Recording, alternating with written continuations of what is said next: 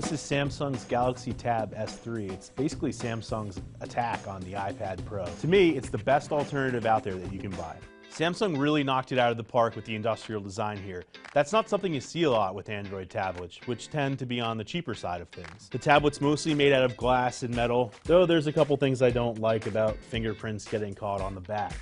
So you should probably buy a case. It's really, really bright, it's really colorful, and that's thanks to Samsung's AMOLED screen technology.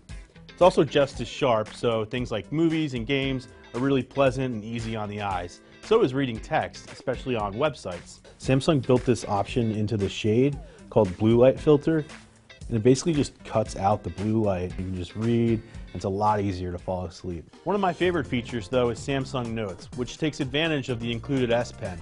You can use it to draw on the screen even when it's off, clip different parts of websites and save them for sharing later, jot down notes, paint pictures, and do all kinds of things. You can connect a keyboard dock. It's another $130 though, so it's kind of expensive, but that's the first thing I'd probably buy if I was buying this tablet. If you're kind of just running off on a vacation, you're like, what if I have to do work? Just throw this in your backpack with the keyboard and you're probably good to go.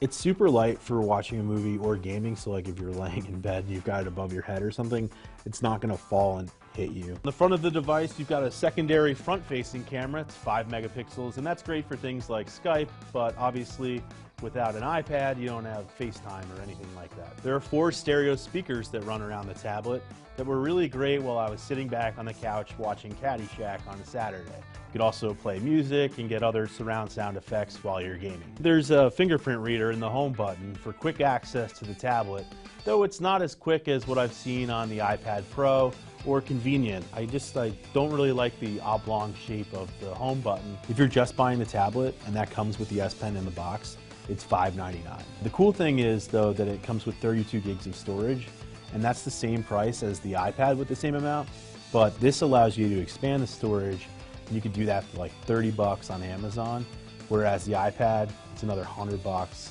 to upgrade that. Unfortunately, Samsung's not really good at upgrading the software of its tablets, so I know that it's going to be a long time before this gets an update, if ever. I think you'd be doing yourself a disservice if you didn't look at the Samsung Galaxy Tab S3 if you're shopping for a new tablet. If you know you want an iPad, then get the iPad Pro. If you think maybe there's a chance you want something else, check out the Galaxy Tab S3. You'll definitely like what you see. And if I have one last word of advice, it's keep an eye on the S Pen because you're definitely going to lose it.